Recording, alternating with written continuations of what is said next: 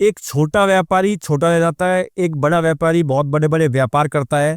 ऐसी बहुत सारी भ्रांतियों के बीच में आज का जो पॉडकास्ट होने वाला है वो इस ऐसी कैटेगरी से है जो दुनिया की सबसे बड़ी इंडस्ट्री है, एफएमसीजी। और एफएमसीजी में उस गैस से हमको सीखने को मिलेगा कि कैसे एक छोटे से व्यापार को लेके एक आईपीओ तक की पूरी सारी कहानी, किस तरीके से क्या क्या चैलेंज आए। इस पूरे वीडियो में, पूरे पॉडकास्ट में आपको उनसे सीखने को मिलेगा कि चाहे लोकेशन छोटी हो या बड़ी हो, प्रोडक्ट कम हो या ज़्यादा हो, आप ग्रो कर सकते हैं अगर आपने एक बार ठान ली है। ये पॉडकास्ट उन सभी के लिए भी है जो एफएमसीजी से या बिलोंग करते हैं या नहीं, क्योंकि एक किराने वाला व्यापारी कैसे अपना ग्रोथ कर सकता है, एक बंदा जो मैन्युफैक्चरिंग कर रहा है, छोटे प्रोडक्ट लेकर आ रहा है, वो कैसे अपने बिजनेस को बढ़ा सकता है, और कोई भी व्यापारी किस तरीके से अपने बिजनेस को 0 से लेकर 100 तक लेके जा सकता है। तो इस पॉडकास्ट में हम स्टेप बाय स्टेप कवर करेंगे सारी चीजें कि प्रोडक्शन कैसे होता है, मार्केटिंग कैसे होती है, और किस तरीके से वर्किंग कैपिटल का वर्क किया जाता है, वर्किंग कैपिटल को मैनेज किया जाता है। तो ये सारा प्रोफेशनल तरीके से कैसे काम होता है इस पॉडकास्ट में हम स्टेप बाय स्टेप समझेंगे। तो हम वेलकम करते हैं सीए अर्पित गुप्ता का, जो अब्रामपुर से हैं, और अब्रामपुर इस वक्त सुर्खियों में इसलिए है कि इसका आईपीओ आने वाला है। तो वेलकम सर। धन्यवाद नितिन जी। हम ये आप जानते हैं जैसे फूड इंडस्ट्री बहुत बड़ी ग्रोइंग इंडस्ट्री है। फादर के बिजनेस को ज्वाइन किया 2009 में करीब, जो हमने अब्राम फूड लिमिटेड कंपनी बनाई। उससे पहले मेरे फादर प्रोप्राइटरशिप और उसमें काम कर रहे थे। मेरे 4 फादर्स ने स्टार्ट किए हैं फूड इंडस्ट्री में, जो 50 साल से they are running this business. Khedli से बेसिकली होम टाउन हमारा खेड़ली का है, तो खेड़ली से शिफ्ट हुए थे मेरे दादाजी 1975 में। उधर उन्हें दाल मिल और तेल मिल लगाया अलवर में। अलवर में आए तो अलवर में एक अपनी पहचान बनाई, फिर तेल मिल का अच्छा सेटअप किया। तो 2009 में मैंने ज्वाइन किया, तो और मेरी वाइफ ने ज्वाइन किया। उनने उसको हम बिजनेस को कॉर्पोरेटाइजेशन करके और थोड़ा इसको आगे बढ़ाने के लिए हमने कोशिश कर रहे हैं। मैं सर इसको स्टेप बाय स्टेप समझना चाहूंगा कि जैसे अभी आपने नाम लिया, सबसे पहले मैं जानना चाहूंगा कि कब से स्टार्ट हुआ बिजनेस। आपके फादर साहब ने बिजनेस आप बता रहे हैं 1975 से स्टार्ट करा। हाँ, फादर और दादाजी ने स्टार्ट किया 1975 में, जब वो अलवर आ गए थे। अलवर में 1975 से स्टार्ट किया, लेकिन मेरे परदादा जी और सब 1950 से हम इस बिजनेस में हैं, एक तरीके से फूड ग्रेन आइटम में, ओके, मैन्युफैक्चरिंग में। ओके, आपने बताया अभी कि दाल मिल और तेल मिल, तो जैसे हमारे लिए थोड़ा कंफर्टेबल शब्द नहीं है मिल, तो जैसे तेल मिल तो सुना है, तो मतलब ये क्या अपन फैक्ट्री को मिल बोलते हैं या फिर क्या इसके लिए टर्मिनोलॉजी है? फैक्ट्री को ही मिल बोलते हैं, जिसमें हम प्रोसेसिंग करते हैं, क्योंकि मैन्युफैक्चरिंग तो किसान करता है। ओके, सारी चीजें जो मैन्युफैक्चर होती हैं, जो आपकी सरसों से तेल निकलता है और चना दाल जो बनती है चने से बनती है, देसी चना, ये तो सब किसान उगाते हैं। हम उन्हें प्रोसेस करके क्लीनिंग एंड ग्राइंडिंग करके आपको आगे तक प्रोवाइड करते हैं। तो सर ये कितना बड़ा मार्केट है? मतलब मैं पढ़ रहा था आपके बारे में, तो आप सीए हैं बाय प्रोफेशन, और उसके बाद में आपने फादर साहब का बिजनेस ज्वाइन करा।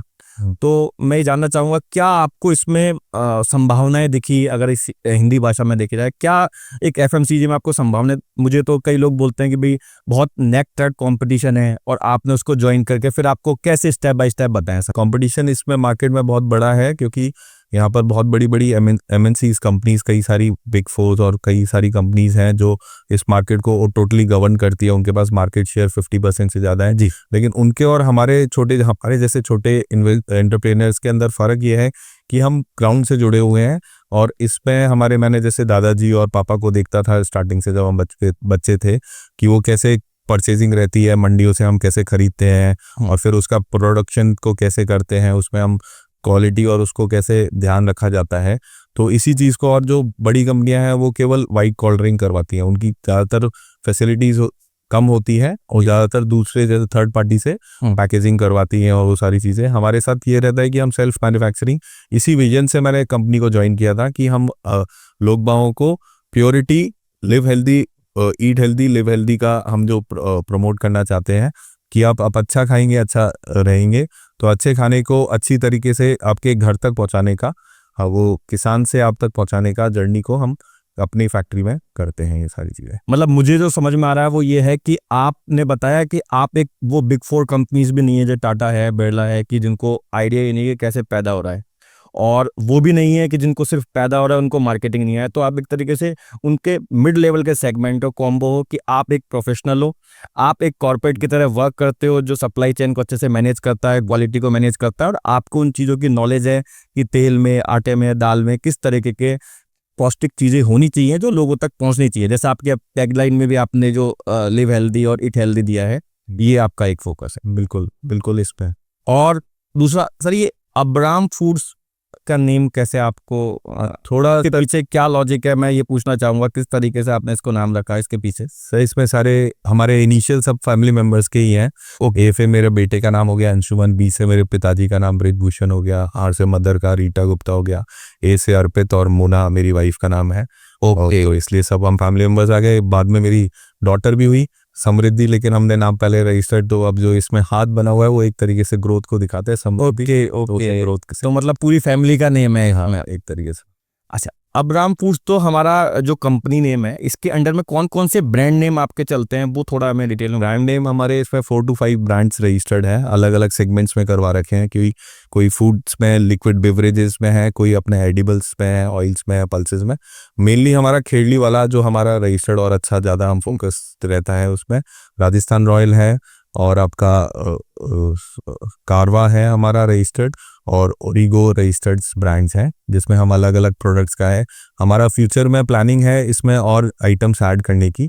अभी जैसे हमारे पास 22 प्रोडक्ट्स हैं, फ्यूचर में हमारा इसमें प्लानिंग है कि बेकरी आइटम्स को ऐड करके, तो उसके हिसाब से हमने दूसरा ब्रांड रजिस्टर्ड करवा रखा है कारवा, और ट्रैवल के हिसाब से नमकीन, और उसमें तो हमारा इसी चीज़ को सोचते हुए, प्लानिंग करते हुए हमने ये ब्रांड्स रजिस्टर्ड करवा रखे हैं। मतलब अगर हम इस बात को समझे कि अब्राम फूड्स में लगभग 4 से 5 ब्रांड्स हैं, जहाँ तो सब ब्रांड पोजीशनिंग अलग अलग होगी, जैसे कुछ आटा दाल में काम करते होंगे, कुछ इस तरीके से, जो आपने अलग अलग सेगमेंट। बिल्कुल। और अगर सर हम और डिटेल की बात अगर हम जाते हैं, तो टोटल कितने तरह के प्रोडक्ट्स हैं आपके जो मार्केट में, या आप पूरे पैन इंडिया में डिलीवर करते हैं, या आउट ऑफ इंडिया भी कर रहे हैं, या फिर सिर्फ एक रीजन में कर रहे हैं? किस तरीके से आपका सप्लाई? जी एक्चुअली क्या है, चेंज ऑफ प्लान हुआ था हमारा 2 साल पहले से ही, कि 2 साल पहले से ही हम ब्रांडिंग्स में ज़्यादा फोकस किया था। तो उससे पहले हम बल्क प्रोडक्शन ही, बल्क सेल ही करते थे। तो अभी 2 साल से जैसे हम ब्रांड्स में सेल करने लगे, तो हमें धीरे धीरे रीच आउट कर रहे हैं। तो अभी हम 4 स्टेट्स में कर रहे हैं, करीब हरियाणा हमारे आता है, राजस्थान आता है, ये यूपी और दिल्ली एनसीआर। तो अभी तो ये 4 स्टेट्स को रजिस्टर्ड कर रहे हैं। फिर हमारा प्लान है पूरे पैन इंडिया का, और फिर उसमें ऑनलाइन प्लेटफॉर्म में भी हमने रजिस्टर्ड कर लिया है। 4 to 5 ऑनलाइन प्लेटफॉर्म में हमारे प्रोडक्ट्स अवेलेबल हैं। तो वो धीरे धीरे पैन इंडिया हमारा फोकस है पूरा। नहीं सर, मैं आपसे जो क्वेश्चन कर रहा हूँ, मैं इसलिए डिटेल में कर रहा हूँ कि ये पॉडकास्ट जो जा रहा है, इसको देखने वाले जो लोग हैं, वो लोग ऐसे भी हैं कि हमारे पास में बहुत सारे लोग हैं जो एक अच्छा मसाले का काम करना चाहता है, उसको ये आइडिया नहीं है मुझे कैसे पैकेजिंग करनी है, कैसे प्रमोट करना है। आपके प्रोडक्शन से लेकर आपकी मार्केटिंग, कस्टमर तक पहुंचने का, उसका फीडबैक लेने तक का क्या प्रोसेस है? मतलब कैसे आप उस तरीके से अपने कस्टमर्स को, मान लो मैं आज आपका एक बायर हूँ, मैं आपसे कुछ आटा दाल लेता हूँ, और लेने के बाद में मुझे उसमें पसंद आता है या नहीं आता, तो आप उसको, मेरे फॉलोअप को कैसे अपनी क्वालिटी के साथ में मैच करते हैं, और किस तरीके से, देखो क्या स्टेप बाय स्टेप करते हैं? मतलब फर्स्टली कि भाई प्रोडक्शन क्या होना है, कैसे होना है, उसकी ब्रांडिंग कैसे होनी है, कैसे पहुंचना है, फिर जब पहुंच गया रिटेलर के पास में, तो जब हमारे कस्टमर के पास में जाएगा तो उसको फीडबैक कैसे आएगा, और फीडबैक अगर अच्छा है तो बहुत अच्छा है, और अगर बेकार है तो उसको कैसे आप क्वालिटी मेंटेन करते हैं। तो वो पूरा सेटअप, जो वो पूरा सिस्टम, जो एक जनता, एक छोटा व्यापारी है, मान लो आज हम आपको बात करते हैं कि आपने 25 साल पहले, अगर आप 2009 में आपने जब अपने फादर की कंपनी ज्वाइन करी, तो 2009 में जो आपके क्वेश्चन थे, आपकी जो जिज्ञासा थी कि यार मुझे क्या करना चाहिए, किसको फॉलो करना चाहिए, तो वो मैं, अगर कोई यूजर हमारा देख रहा हो, कोई व्यूअर हमारा देख रहा हो, तो उसको पूरा प्रोसेस बताना। इसके लिए तो आपने फर्स्ट तो ये बता दिया कि आपने कैसे आप सोर्स करते हैं, तो अब मार्केटिंग के बारे में या सप्लाई चेन के बारे में, किस तरीके से एफिशिएंट कर पाते हैं आप। बहुत सारे लोग हैं काम करने वाले, लेकिन मैं आपसे सिर्फ इसलिए क्वेश्चन कर रहा हूं कि आईपीओ तक पहुंचने वाले जो लोग हैं, वो मुश्किल से, मुझे नहीं लगता कि 2 4 5 ही होंगे जो इस कैटेगरी में होंगे। तो आपकी जर्नी हमारे लिए बहुत इंपॉर्टेंट है कि आपने कैसे वर्क करा। तो मुझे आप स्टेप बाय स्टेप प्रोसेस बताएं, प्रोडक्शन से लेकर और मार्केटिंग और कस्टमर फीडबैक तक। मेरा फर्स्ट पॉइंट कलेक्शंस का ये रहता है कि हम डिस्ट्रीब्यूटर्स को अपॉइंट करते हैं हर तहसील और उस तक के, कि अब अपने पास खुद ही, इसीलिए ग्राउंड में मेरे सेल्समैन हैं, हमारी टीम के सेल्समैन हैं, तो उसको हम खुद पहले सबसे पहले मैं जाके वहाँ पर उनके अपने सेल्स के साथ टाइम के जाके कि कौन सी अच्छी पार्टी है हर डील में, और उनसे उनसे बात करके उनसे अपनी डिस्ट्रीब्यूशन चैनल उनको करते हैं, फिर उनसे फ्री सैम्पलिंग देते हैं हम, जिससे उसका फीडबैक्स मिले हमारे सप्लायर्स और सेल्स का सप्लाईज का फीडबैक्स आता है। उसके हिसाब से फिर हम मार्केट में हमारे जैसे सेल्स एग्जीक्यूटिव्स हैं वो आइडेंटिफाई करते हैं, और सारी फ्री सैम्पलिंग सबसे पहले हम उसको एक एरिया को कैटर करते हैं। जैसे हमने अपने पहले हमारी फैक्ट्री है अलवर लोकेटेड, तो अलवर से हम सारे सोर्सिंग और जो भी जाता है हमारा वो सारा फैक्ट्री से ही जाता है। अलवर इंडस्ट्रियल एरिया में हमारी फैक्ट्री है, तो उसमें वहाँ से हम सोर्स डिस्ट्रीब्यूशन करते हैं सारी चीज़ें।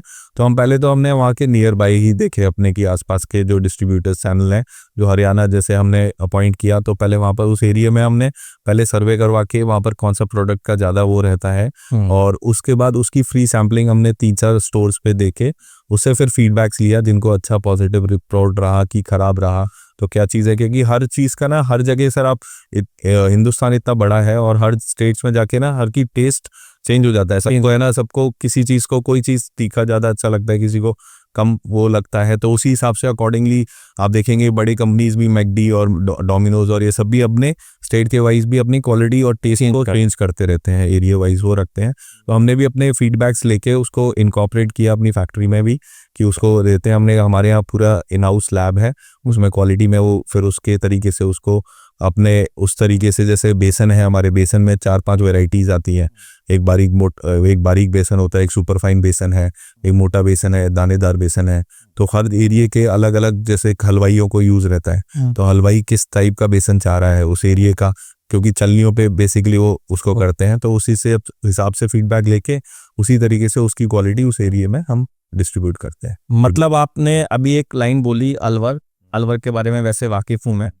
मतलब इंडिया में राजस्थान और राजस्थान में अलवर, और अलवर का जो मैंने जो पॉजिटिव चीज़ है वो है कि एनसीआर में आता है, और अपना जो एनसीआर की लोकेशन है वहाँ से 2 घंटे का रास्ता उसका दिल्ली का और 2 घंटे का रास्ता जयपुर का बीच में है। तो मेरे ख्याल से आपको इसका बेनिफिट मिलता ही होगा। बिल्कुल मिलता है। मतलब जो डेप्थ मैंने देखी है वो आप कह रहे हो कि आप हलवाइयों तक जाके उनको किस तरीके का बेसन चाहिए, गृहिणी को घर में किस तरीके का, एक हाउस वाइफ है उसको किस तरीके का प्रोडक्ट चाहिए, क्या टेस्ट है, और रीजन वाइज भी आपने देखा, और उसके बाद उन सारी चीज़ों को इनकॉर्पोरेट करके अपने प्रोडक्शन को उस तरीके से वर्क करा।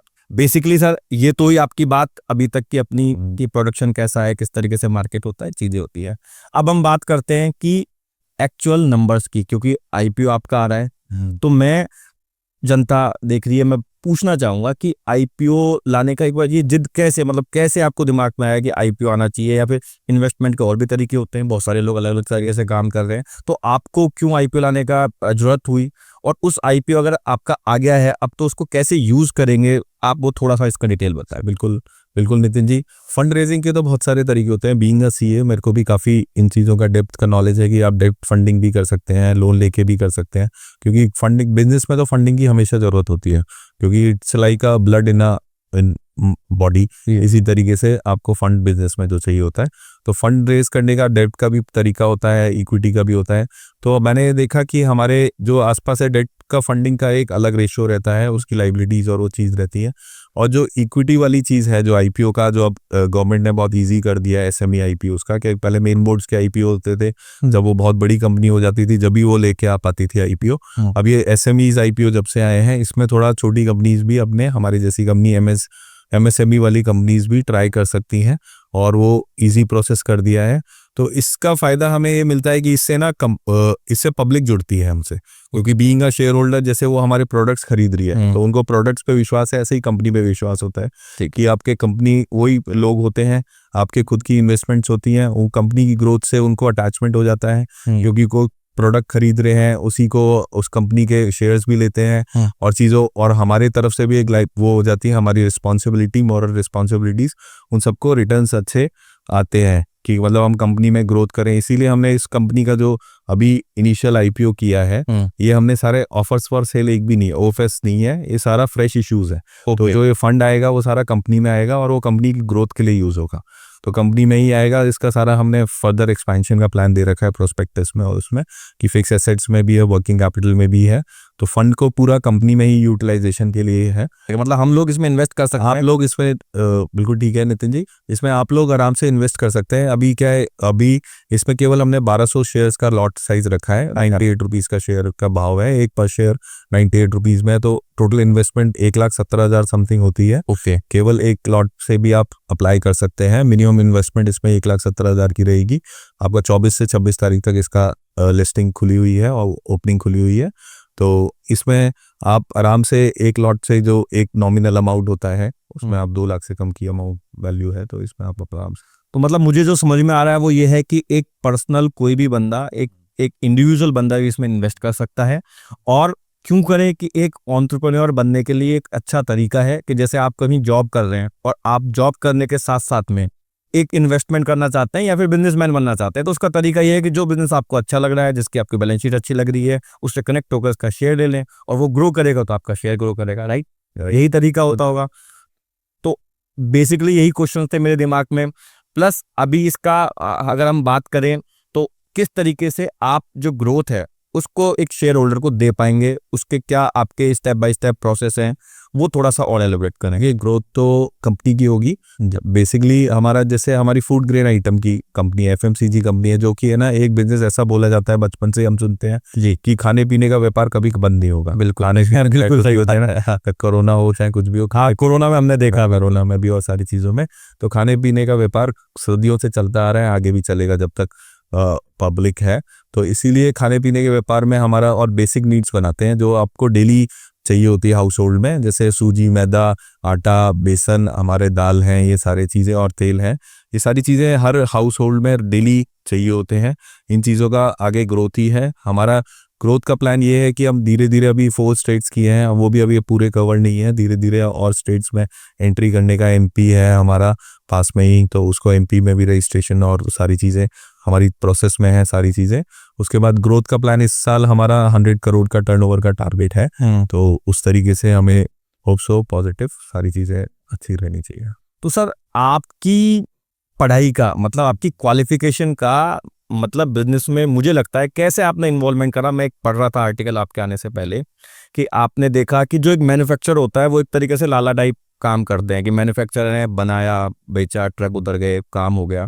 लेकिन आपने देखा कि मैं 4 प्रोडक्ट बना रहा हूँ, आपने फादर साहब से कहा 4 प्रोडक्ट बना रहा हूँ, अगर 4 प्रोडक्ट की मेरी जो ट्रांसपोर्टेशन कॉस्ट है वो ज़्यादा आ रही है, तो उन्होंने आप लोगों ने उसको 22 तक लेकर आए कि भैया कम से कम 20 प्रोडक्ट अगर हमारे होंगे, 20 प्रोडक्ट तब तक नहीं होंगे, तब तक हम प्रॉफिटेबल नहीं हो सकते। या फिर क्या इसके पीछे मतलब एक क्वालिफिकेशन एक आपका जो है उसके पीछे और आपका जो मैन्युफैक्चरिंग बिजनेस है उसका जो एक गठजोड़ है उससे कैसे बेनिफिट हुआ, किस तरीके से हुआ? नितिन जी बिल्कुल ठीक है। मैंने जो ऑब्जर्व किया being in business with father, उसमें ये ऑब्जर्व किया कि ये ना हमारे जो बायर है वो अल्टीमेटली किराना स्टोर्स वाले हैं, उनको ये सारे प्रोडक्ट्स ही खरीदते हैं। आटा, मैदा, सूजी सब चाहिए होता है, बेसन भी चाहिए होता है, और वो अलग अलग से सोर्स करते हैं। तो उनको ये सारा एक ही कंपनी, कई बहुत लिमिटेड कंपनियां हैं जो ये सारी चीज़ें बना के दे रहे हैं।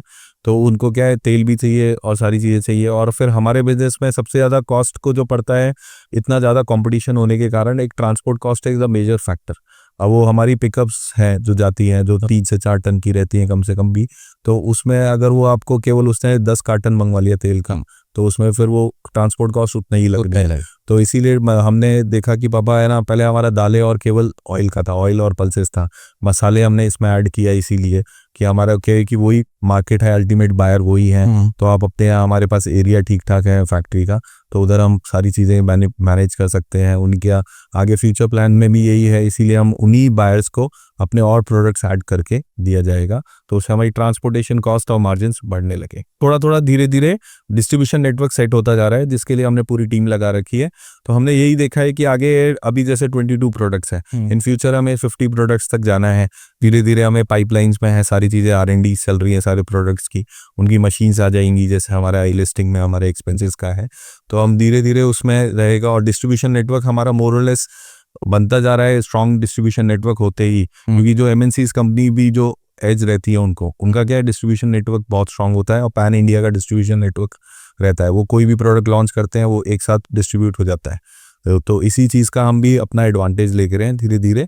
तो हमारी कंपनी से जुड़ेगा उसको यही फ़ायदा मिलेगा कि आगे सेल्स तो अल्टीमेटली बढ़नी है, अपने आइटम्स की और सारी चीज़ों का प्रोजेक्शंस, क्योंकि कमोडिटीज प्रोडक्ट्स भी बढ़ने हैं और सेल्स भी बढ़नी है। इस समय हमारा जो टारगेट्स बने हुए हैं, हमारा पहले बेसिकली हमने नीचे से स्टार्ट किया है, टीयर 2 टीयर 3 कंट्रीज सिटीज़ से स्टार्ट किया है, ना कि हमने टीयर 1 और टीयर 2 से ही स्टार्ट किया था, टीयर 3 से स्टार्ट किया, क्योंकि वहाँ पर गाँव कस्बों में, क्योंकि आजकल है ना चेंज हो गया है, ट्रेंड बिल्कुल चेंज हो गया है। पहले आप देखिएगा लूज सूजी मैदा और ये सब खरीद लेते थे, आज सबको पैक्ड फूड चाहिए और ऑथेंटिक और क्वालिटी वाला चाहिए। पहले ये चीज़ों में नहीं ध्यान देते थे इतना, तो इस चीज़ को हमने देखा कि अब ये किसान लोग भी और अपने आपके गांव में भी सब पैक्ड फूड ही लिया जाता है, तो हमने उधर और वो एक बार जो वो आपसे जो जुड़ जाते हैं वो आपके लॉयल कस्टमर रहते हैं, वैसे नहीं होता कि मॉल में आज आगे किसी को डिस्प्ले कर दिया उसका उठा लेते हैं। हमारे में ये जो लॉयल कस्टमर्स बने, हमने इसीलिए नीचे ग्राउंड टीयर 3 से मेहनत की है, तो उसी को टीयर 2 और फिर टीयर 3 में हमें टीयर 1 में हमें लेके जाना है, तो उसके उस तरीके से काम करें। मतलब आप ये कहना चाह रहे हैं कि कस्टमर पे आपने नीचे बेस से काम करा है, ये मतलब इसमें अगर मैं जानना चाहूँ कि आपके प्रोडक्शन में, आपके ब्रांड में मार्केटिंग का कितना योगदान रहा, आपने किस तरीके से मार्केटिंग करते हैं? मार्केटिंग फर्स्ट अवेयरनेस निकालने के लिए हमने है ना न्यूज़पेपर्स का भी हेल्प लिया था, प्रिंट मीडिया का लिया था, सोशल मीडिया का हम हेल्प ले ही रहे हैं, क्योंकि एक बार अवेयरनेस के लिए होर्डिंग्स और ये सब जरूरी होता है किसी ब्रांड को, क्योंकि एज सच कोई किराना स्टोर को भी आगे प्रमोट करेगा, किसी दुकानदार भी आगे किसी को देना चाहेगा, तो किसी ने वो नाम नहीं सुना तो वो इतनी ईजिली नहीं लेता, तो रिकॉग्निशन तो ज़रूरी है। वो हमने मीडिया का हेल्प लेते ही हैं, उसमें प्रिंट मीडिया और सोशल मीडिया का हम हेल्प लेते हैं, लेकिन आगे भी हम इसको प्रमोट करते रहेंगे आगे सोशल मीडिया और उन चीज़ों में। और इसमें हमने एक स्टार्ट किया है ब्लॉगिंग और उस चीज़ का, कि हमें ना हम प्रोडक्ट्स का बेनिफिट्स भी बताते हैं। मस्टर्ड ऑयल जैसे हम देते हैं, तो मस्टर्ड ऑयल के बेनिफिट्स क्या हैं, और ये नहीं कि नॉर्मली क्या चीज़ को यूज़ करना चाहिए, कौन सा ऑयल किस चीज़ में ज़्यादा बेनिफिशियल है, तो वो हमारे वेबसाइट्स और उन चीज़ों पे हम देते हैं। मतलब आप नॉलेजेबल कंटेंट देते हैं कि जिससे उनको अल्टीमेट कस्टमर्स को भी बेनिफिट्स हो, थोड़ा नॉलेजेबल करें। ओके, तो बेसिकली ये है कि आपने बताया जिस तरह की मार्केटिंग आपने करी है, तो मुझे जो लगता है वो मार्केटिंग आपने दोनों तरीके से करी है, कि जहाँ पर एक किराना की दुकान पे एक बंदा जाता है, तो एक तो वो जो उसके दिमाग में चल रहा है, जहाँ वो मार्केट से सोच कर आया है, सुन कर आया है, तो वहाँ पर भी आपने काम करा है, और एक वो जहाँ पर किराना शॉप ओनर बोलता है कि ये ले जाओ, ये मेरी जिम्मेदारी है, तो क्योंकि वो जिम्मेदारी से यही कह रहा होगा, क्योंकि आपने इतने साल काम करा है, अच्छा प्रोडक्ट्स लेकर आए हैं, तो बेसिकली ये है कि आप दोनों एक वर्टिकल पे 50-50% काम कर रहे हो। बिल्कुल ध्यान देते हैं। हमारे प्रोडक्ट्स में एक और है कि उनकी नेट शेल्फ लाइफ भी होती है, तो हमारे यहाँ हमने भी वो भी दे रखा है अपने सारे स्टोर्स और उनको, कि आपका जो शेल्फ लाइफ एक्सपायर हो जाए तो आप हमें रिटर्न पॉलिसी भी लेते हैं आप सबसे। इससे तो सर आपके अलवर में, अगर हम अलवर की बात करते हैं, तो इतने मैंने सुना है कि वो एडिबल ऑयल की मंडी कहा जाता है ना, और आप ऑयल का भी काम करते हैं, साथ में आटा, दाल, सूजी और आपका ये इनका वर्क है, तो कैसे एक कॉम्पिटिटिव आप एरिया में उसका आपको फायदा है उस मंडी का होने का, या फिर आप कंपटीशन है, कैसे मतलब उसको बताएंगे? नितिन जी, हमेशा कंपटीशन का फायदा ही मिलता है, क्योंकि मार्केट ग्रो ही करता है, अपना एरिया बनाता है, वास्ट बनता है। तो और अलवर में एज फायदा ये है क्योंकि अलवर मंडी बहुत बड़ी मंडी है, अच्छी मंडी है, राजस्थान में मेरे ख्याल से सेकंड मंडी है, जो कोटा के बाद अलवर ही बहुत बड़ी मंडी है, उसमें काफ़ी क्रॉप्स आती हैं। मेजर क्रॉप तो आपकी मस्टर्ड है, फिर चना भी अवेलेबल रहता है हमारा दिल्ली के आसपास होके, यहाँ से अलवर से दिल्ली भी बहुत चना जाता है। अपना गेहूं भी अलवर में FCI के गोडाउन है और सारी चीज़ें स्टॉक होता है, तो एक सोर्सिंग बहुत अच्छी हो जाती है यहाँ पर, किसान काफ़ी माल लेके आता है अलवर मंडी में, तो हमें उसका बेनिफिट तो डेफिनेटली मिलता है। और रहा बात कंपटीशन का, तो हर बिजनेस में कंपटीशन है, और हर जगह हर जने को अपनी स्पेस मिलती है, जैसा उसका विजन, जैसा उसको चाहिए, तो उसको हमेशा उसका मार्केट मिलता है, हर प्रोडक्ट को अपनी जगह मिलती है मेरे समझ में। सर पहले FMCG जो था वो ऑनलाइन के भरोसे नहीं था, वो किराना शॉप ओनर्स पे चलता था। अब ये ब्लिंकिट आ गया, स्विगी इंस्टामार्ट आ गया, जेप्टो आ गया, तो इसके लिए आपका कंपनी क्या तैयार है? किस तरीके से वर्क करना चाह रहे हैं आप? बिल्कुल नितिन जी, हर कंपटीशन के लिए तो हमें अपडेट रहना चाहिए। जैसे अब आजकल बच्चों के लिए भी AI आ गया, तो हमारे लिए भी जैसे अब ये जेप्टो और ब्लिंकिट है, इनमें हमने रजिस्ट्रेशन प्रोसेस कर दिया है, तो बहुत जल्दी ही हमारे प्रोडक्ट्स भी इसमें जेप्टो और ब्लिंकिट में आपको अवेलेबल हो जाएंगे, और हम आगे ऑनलाइन प्लेटफॉर्म्स पे बहुत फोकस कर रहे हैं हमारी टीम। तो मतलब अगर हमारा इशू होने के बाद में, IPO आने के बाद में, आप 360 का एक ग्रोथ प्लान देख रहे हो, जैसा मैं समझ पा रहा हूँ कि भाई ऑनलाइन पे कैसे आ सकते हैं, एक्सपेंशन, लोकेशन एक्सपेंशन कैसे हो सकता है, यही एक एक्सपेंशन का तरीका होता होगा। बिल्कुल, इस तरीके से एक्सपेंशन हो सकता है। बिल्कुल सिस्टमैटिक एक्सपेंशन के लिए हम इसीलिए सोच रहे थे, we were waiting for IPO from since, इसमें लग जाता है प्रोसेस आईपीओ में भी सर, काफ़ी ग्राउंड वर्क 6 महीने तो हम इसमें ही लगे हुए हैं। तो हमारी कंपनी अभी वेट ही कर रही है कि अब ये थोड़ा सा और एक्सपेंशन में, क्योंकि हमने पूरा स्ट्रक्चर तैयार है, बस हमें एक तरीके से प्लेटफॉर्म चाहिए, अच्छी तरह प्लेटफॉर्म होके अपना अच्छी तरह प्रोडक्ट्स की सेलिंग, हमारे पास सारे रेंज मतलब प्रिपरेशन पूरी कर ली है, बस थोड़ा सा एक लिफ्ट और फिंगर क्रॉस तो ये। जी सर, अगर कोई ऐसा व्यूअर आपसे जुड़ना चाहता है, मान लो कोई मैन्युफैक्चरर है, किसी चीज़ का प्रोडक्ट करता है, कोई किसान है, कुछ बंदा, तो आप क्या अब्राहम फूड्स में किस तरीके से एंट्री लेते हैं, या डायरेक्ट प्रोडक्ट खुद ही सोर्स करते होंगे? लेकिन सोर्स करने के लिए आज मान लो किसान है, वो आपसे जुड़ना चाहता है कि मैं आपके प्रोडक्ट के साथ में वर्क करना चाहता हूँ या फिर आपके प्रोडक्शन के लिए रहता हूँ, तो उसके लिए आपने क्या कुछ प्लान करा हुआ है? सर हमने है ना बहुत सिंपल प्लान रखा है, हमने डिस्ट्रीब्यूशन जो रखा है, डिस्ट्रीब्यूटर का कोई फिक्स अमाउंट ऐसा नहीं रखा कि आपको मिनिमम 10 लाख की इन्वेस्टमेंट या 15 लाख की ह्यूज इन्वेस्टमेंट करनी पड़ेगी। हमने सिंपल रखा है कि आप एक पिकअप का मान लीजिए 1-2 लाख से भी इस डिस्ट्रीब्यूशन स्टार्ट कर सकते हैं, क्योंकि हम जानते हैं क्योंकि नए प्रोडक्ट है, नए एरिया है, तो उसमें हमें अभी थोड़ा टफनेस रहती है, कंपटीशन रहती है, तो हम धीरे धीरे, तो हमारे यहाँ जैसे कोई किसान होता है कि मेरे को डिस्ट्रीब्यूटरशिप लेनी है, तो हम उससे कहते हैं भैया आप देख लीजिए अपने नेटवर्क, हमारे प्रोडक्ट साइकिल है, ये सारे प्रोडक्ट्स, नंबर ऑफ प्रोडक्ट्स हैं, आप इनकी डिमांड्स और अपने सप्लाई का हम प्रोवाइड कर देंगे, आप मिनिमम इतना रख लीजिए, थोड़ा सा 1-2 लाख का इन्वेस्टमेंट लगता है, वो भी माल के लिए लगता है, वैसे कोई हमारा मतलब आप कह रहे हैं कि 1-2 लाख का इन्वेस्टमेंट है और वो भी माल मिल रहा है, उस माल मिल, तो अगर कोई बंदा अपने शॉप पर माल रखना चाहता है, तो वो 1-2 लाख रुपए का इन्वेस्टमेंट करे, उसमें उसको माल मिल जाएगा, तो कोई बहुत एक मिनिमम कुछ ऐसा नहीं है? ऐसा कोई नहीं है कि हम उससे डिपॉजिट लेके चलते हैं, और वो सारी चीज़ें बिल्कुल फेयर एंड गेयर गेम है पूरा। अच्छा, और उसको मार्केटिंग सपोर्ट बिल्कुल रहते हैं, हमारी कंपनी के फील्ड ऑफिसर्स हैं, फील्ड सेल्समैन हैं, वो उनको सपोर्ट करते हैं सेल्स करवाने में, प्रमोट करने के लिए, क्योंकि अल्टीमेटली तो कंपनी का भी ग्रोथ होता है, सेल होगी तो कंपनी की फायदा होगा, वो रिपीट ऑर्डर देंगे और सारी चीज़ें देते हैं डिस्ट्रीब्यूटर। चूंकि हमारे पॉडकास्ट है वो पूरा पैन इंडिया में जाने वाला है और आउट ऑफ इंडिया भी देखेंगे लोग, तो मैं आपसे ये पूछना चाहूँगा सर, कोई बंदा आपसे जुड़कर सुपर डिस्ट्रीब्यूटरशिप लेना, मतलब सुपर डिस्ट्रीब्यूटर आप बना रहे हैं क्या, ऐसा स्टॉकिस्ट कैसे बना रहे हैं, किस तरीके से आपका एक है, कोई बंदा बिहार में बैठा हुआ है, आपका वहाँ पे प्रोडक्ट नहीं जा रहा, तो वो आपसे कैसे जुड़े? सर उसमें हमारी टीम है, अलवर में जैसे हमारा सेल्स ऑफिस है, तो उधर हम उनका इंक्वायरी आती है, जैसे इंक्वायरीज अभी भी आती है, तो हम उन्हें एक बार इनवाइट कर लेते हैं, या तो अलवर वो या फिर हमारी टीम वहाँ पर चली जाती है, तो उनमें हमारे पास 3-4 मॉडल हैं, सुपर स्टॉकिस्ट के हैं, डिस्ट्रीब्यूटर के हैं, CNF भी बन सकते हैं, तो उस हिसाब से उनकी पोर्टफोलियो और उनकी इन्वेस्टमेंट के हिसाब से हम उनको उस तरीके से देते हैं ऑफर, उनको जो समझ में आता है उस तरीके से वो जुड़ते हैं। बिल्कुल मतलब ये FMCG का प्रोडक्ट है, तो क्या ये इसमें जो डिस्टेंस है उसका भी मैटर रहता है क्या, किस तरीके से, या फिर आप थोड़ा नियर बाय देना चाहते हैं, या फिर पूरे पैन इंडिया? नितिन जी, इसमें क्या है कि FMCG प्रोडक्ट है, इसमें डिस्टेंस की कॉस्ट जरूर मैटर करती है, ट्रांसपोर्टेशन कॉस्ट मैटर करती है, लेकिन इसमें क्या है कि इंडिया ऐसा वो जगह है जहाँ पर है ना, जैसे आपने बोला अलवर में ही ज़्यादा मस्टर्ड ऑयल होती है, यहाँ पर राजस्थान में मस्टर्ड ऑयल हुआ, तो राजस्थान ही केटर कर रहा है असम को भी, सरसों तेल तो राजस्थान से ही जा रहा है, असम के लिए जा रहा है, चाहे आपके गुवाहाटी जा रहा है, तो उधर सारी चीज़ों जगह अपना यहीं से जाता है, बिहार भी जा रहा है, तो राजस्थान से जा रहा है, तो इस चीज़ का जो चीज़ के प्रोडक्ट की अवेलेबिलिटी एंड स्पेशलाइजेशन है जिस एरिया का, वो हमेशा एज पे रहता है दूसरी जगह ऑल ओवर इंडिया सप्लाई देने के लिए। जैसे हम आम खरीदते तो आम तो वहीं से आते हैं, हाँ, मतलब एप्पल तो हिमाचल से ही आएगा, एप्पल हिमाचल से ही आएगा, चाहे कितना भी वो ट्रांसपोर्ट लगे या चाहे कुछ भी लगे, तो क्योंकि इसमें तो वो चीज़ का फर्क, मतलब लोकेशन एडवांटेज हमारे एडवांटेज रहेगा इस अलवर में है। जैसे पहले हमारे फादर और फोर फादर मेरे टाइम पे अरहर दाल चलाते थे, अच्छा, पहले जब मैंने बिजनेस ज्वाइन नहीं किया था उससे पहले हम अरहर दाल चलाते थे,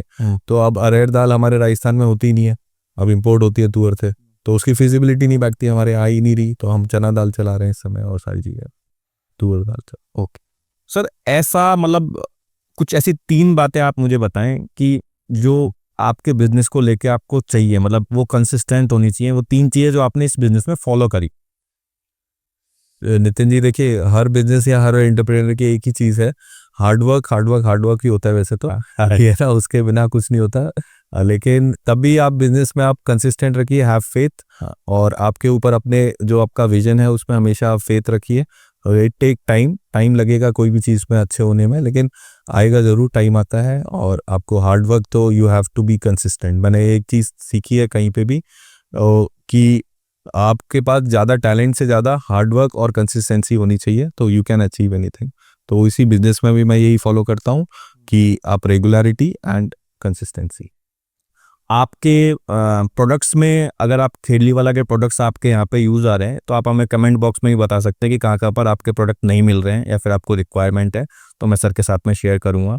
और नेक्स्ट क्वेश्चन पे सर हम थोड़ा सा इसमें अब आईपीओ का थोड़ा ट्रेंड है, चारों तरफ हम देख रहे हैं, न्यूज़ में भी आपका काफ़ी आ रहा है, तो थोड़ा और डिटेल में मैं जानना चाहूँगा कि सर आईपीओ में शुरुआत से लेके एंड तक जिस प्रोसेस के एक अच्छा नॉर्मल इन्वेस्टर है उसने इन्वेस्ट कर लिया, तो बेसिक में देख रहा था कि आपके 3 जो लास्ट ईयर्स रहे हैं फाइनेंशियल ईयर, उनका क्या नंबर गेम था, क्या प्रॉफिटेबिलिटी थी, थोड़ा सा जो टेक्निकल लोग हैं, अभी तक हम चल रहे थे नॉन टेक्निकल लोग किस तरीके से, थोड़ा टेक्निकलिटी कि आप कैसे अपने आप को स्ट्रॉन्ग बता रहे हैं मार्केट से। देखिए, कंपनी ने जो ग्रोथ की है लास्ट 3 इयर्स में 22 करोड़ से लेके आज हम 64 करोड़ की लास्ट ईयर हमने सेल्स क्लोज की है। ओके। तो वो भी विद इन 3 इयर्स में ग्रोथ हुई है, 4 साल के अंदर हमें काफ़ी। और नेक्स्ट ईयर का प्रोजेक्शन हमारा 100 करोड़ का है, जो अब काफ़ी अचीवेबल है इस समय, जो जिस तरीके से डिस्ट्रीब्यूशन नेटवर्क हमारा चल रहा है।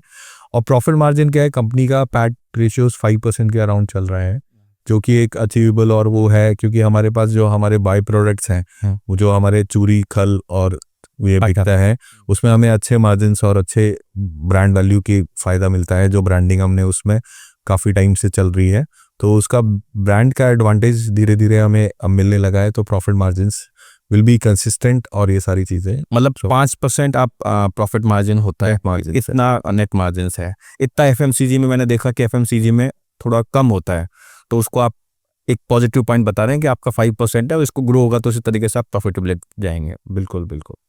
भारत एक वैसे भी कृषि प्रधान है और आपके साथ मुझे इंटरेस्टिंग ये लग रहा है, पहली बात तो कृषि से जुड़ी हुई सारी चीज़ें है ना। दूसरा, मैं एक क्वेश्चन और करना चाहूँगा कि आप किसानों से ले रहे हैं, बहुत बढ़िया बात है, लेकिन एम्पावरमेंट के लिए, जॉब्स के लिए क्या कर रहे हैं, किस तरीके से एक हमारे जिसको हम एक पर्टिकुलर भाषा में बोलते हैं सामाजिक सरोकार, और उसका मॉडर्न ट्रेड जो है CSR, कंपनी सोशल रेस्पॉन्सिबिलिटी, उसके लिए अब्राहम फूड्स क्या कैसे कर रहा है? बिल्कुल सर नितिन जी, इसमें क्या है कि वैसे भी आपको ये पता होगा कि इस कंपनी में ना मेरी वाइफ ऐसे मोना सिंघल ही मेजर शेयर होल्डर है, और वो वुमेन सेंट्रिक ही है, वुमेन रन कंपनी है। तो Mona ji is a major, इसमें आपका वर्किंग रहती है, उनका डिसीजन पावर रहती है, तो उनका जो पार्ट रहता है, हमारा वुमेन एम्पावरमेंट भी हमने अपनी फैक्ट्री में भी काफ़ी वुमेन्स का है, हमारे यहाँ 50% से ज़्यादा वुमेन्स ही वर्किंग रहती हैं, और उन चीज़ों को हम बिल्कुल चाहते हैं कि वुमेन भी अपने आप में क्या बोलते हैं सेल्फ एम्पावरमेंट, वुमेन एम्पावरमेंट का रहे यूज़। और अब जैसे सोशल का रहता है, हमारे जैसे स्लोगन है eat healthy live healthy, health के लिए हम वैसे भी कंसर्न करवाते रहते हैं, बीच बीच में अलवर में, पर्टिकुलरली अलवर में काफ़ी इवेंट्स करवाते रहते हैं, हमारे साइकिलिंग का भी इवेंट्स होते रहते हैं। और मैंने देखा आप कुछ साइकिलिंग के इवेंट करते रहते हैं, और थोड़ा अपने पर्सनल के लिए भी करते हैं और दूसरों को भी उसको प्रमोट करते हैं कि हेल्दी, ये आफ्टर कोरोना सबको वैसे भी हेल्थ का कंसर्न समझ में आ गया है कि हेल्थ इज़ वेल्थ, तो उसको अपने को हेल्थ का रखते हुए हम उसका करते रहते हैं, और थोड़ा सा सोशल जो समाज में रहता है उस चीज़ों को हमारी कंपनी बिल्कुल ध्यान देती है। हाँ, मतलब अगर हम देखें उसको बड़ा ही नहीं कहेंगे, मैं आपको अगर पर्सनली अगर इस पॉडकास्ट में देखें तो आप पर्सनली भी फिट रहने के लिए साइकिलिंग कर रहे हैं, है ना। आप एजुकेशन वाइज भी, क्वालिफिकेशन वाइज भी एक अप टू द मार्क एक CA की पोस्ट में है। मैन्युफैक्चरिंग बिजनेस में जुड़े, तो मैन्युफैक्चरिंग बिजनेस में जुड़ने के बाद फादर साहब के साथ में IPO तक लेकर आए।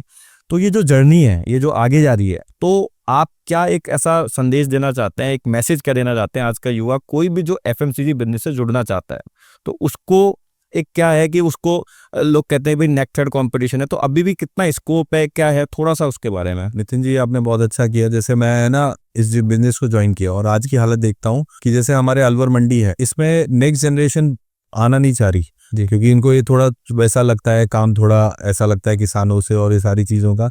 लेकिन मैं ये अच्छा आपने सवाल किया कि इसका रिप्लाई यही देना चाहता हूँ कि आपको जुड़ना चाहिए, क्योंकि जैसे अपने अभी आप ये फेज देख रहे हैं, मेरे ख्याल से 2-3 साल और रहेगा इस तरीके से, क्योंकि फिर एकदम खाने पीने का वो कम हो जाएगा। लोग बाग अब ज़्यादातर कंस्ट्रक्शन, अपने बाद लैंड भी नहीं बची एग्रीकल्चर के लिए, कम होती जा रही है। जो पहले इंडिया एग्रीकल्चर 70% लैंड एग्रीकल्चरल थी, वो अब एग्रीकल्चरल लैंड भी नहीं है, और हमारे मंडियों में नेक्स्ट जनरेशन आई नहीं रही। मैंने देख रहा हूँ सबके फादर्स ही काम कर रहे हैं, उनके बेटे जॉब कर रहे हैं, एमएनसीज कंपनी में जॉब कर रहे हैं, गुड़गांव दिल्ली चले जाते हैं, और अलवर में भी कर रहे हैं। तो ऐसा कोई वो बिजनेस फादर को नहीं ज्वाइन कर रहे, एग्री बिजनेस को थोड़ा प्राथमिकता नहीं दे रही। तो इसलिए मेरे को तो काफ़ी स्कोप लगता है कि एफएमसीजी कंपनीज में जिस तरीके से अभी रुख चल रहा है, जैसे अभी आप एक एग्जांपल मैं बोलूँगा, ज़ॉफ है, ज़ॉफ मसाले वालों, क्योंकि आपने देखा मसालों में पहले से ही बहुत बड़े बड़े ब्रांड्स और कई से कई थे, लेकिन उनने विजन रखा ज़ॉफ मसालों के दोनों ब्रदर्स ने कि हमें भी कुछ करना है, और अभी काफ़ी बड़ा मार्केट है और हमारे परसेंटेज कम है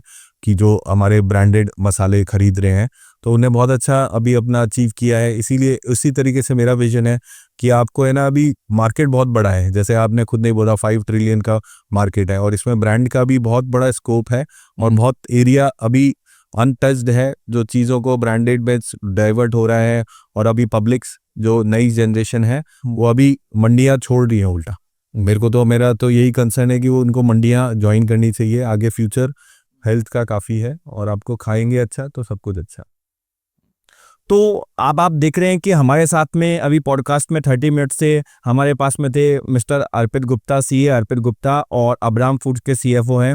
और जो अभी ट्रेंड में सबसे ज़्यादा प्रचलन में, या फिर इसको बोलते हैं कि इनका ट्रेंड सारी तरफ न्यूज़ में आने का कारण कि इनका एक छोटे से शहर से होकर और आईपीओ तक का आने का सफ़र, जो अभी 24 को आईपीओ लॉन्च हो रहा है, तो वो है बेसिकली इनका कहना है कि किसी भी तरह का बिजनेस में कंपटीशन कुछ नहीं होता अगर आप हार्ड वर्क करते हैं। मैंने इनसे पूछा 3 वो तरीके, तो उन्होंने कहा hard work, hard work, hard work, और उसको करते हुए बेसिकली डिसीजन लेना कि हमें क्या करना चाहिए, कैसे करना चाहिए। और उसका कस्टमर फीडबैक इन्होंने बताया कि सबसे ज़्यादा ये कस्टमर फीडबैक पे फोकस करते हैं। तो आप कुछ भी बिजनेस एफएमसीजी का देख रहे हैं और कर रहे हैं, या फिर अब्राम फूड से आप किसी भी तरीके से कनेक्ट होना चाहते हैं, तो वेबसाइट हमने दी हुई है डिस्क्रिप्शन में, अब्राम फूड की पूरी डिटेल्स दी हुई है, क्या करते हैं, कैसे प्रोक्योर करते हैं। तो वहाँ से आप चेक कर सकते हैं, और एक फॉर्म फिल भी वहाँ पे कर सकते हैं। तो जो भी क्वेरी होगी उसका रिप्लाई सर के द्वारा किया जाएगा। Thank you very much. धन्यवाद।